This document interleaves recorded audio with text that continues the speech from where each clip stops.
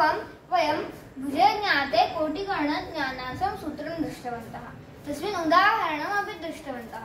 तस्मिन् उक्तमासीत् उदाहरणे प्रकाराभ्याम् अत्र अस्माभिः पूर्वं प्रथमः प्रकारः दृष्टः। अद्य द्वितीयं प्रकारं पश्यामः। अस्मिन्नपि एकम् इष्टं स्वीकर्तव्यं भवति। अहम् इष्टम् इत्युक्ते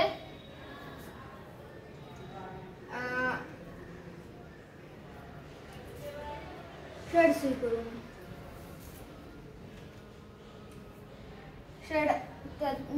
तर्हि इच्छाभुजस्तत् कृतिरिष्टभक्ता विस्थापितेष्टो न युतार्जिता वा तौ कोटिकर्णाविति कोटितो वा बाहुश्रुति च करणे गते स्तः। यः इच्छाभुजः भवति तत् कृतिः। इच्छाभुजस्तत् कृतिर् इष्टेन भुक्ता।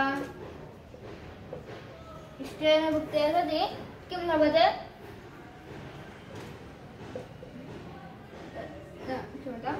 चतुर्विंशतिः लब्धं किल?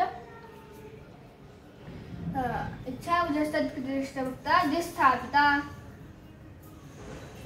एतद् द्विस्थापितम्। इष्टो न युता। इष्ट ऊनयुता।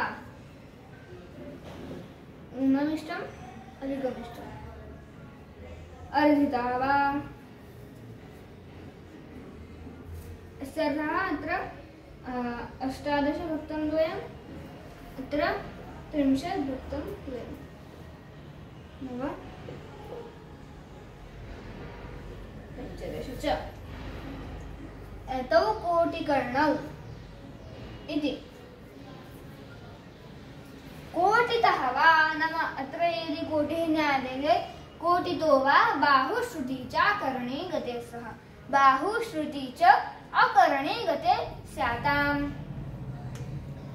अस्मिन् यत् अस्माभिः पूर्वं प्रकारः दृष्टः तत्रापि कोटिं ज्ञात्वा भुजकर्णौ ज्ञातुं शक्यौ। तर्हि अग्रिमपर्याये वयं कर्णं ज्ञात्वा कोटिभुजज्ञानार्थं सूत्रं रक्षामः। नमो नमः।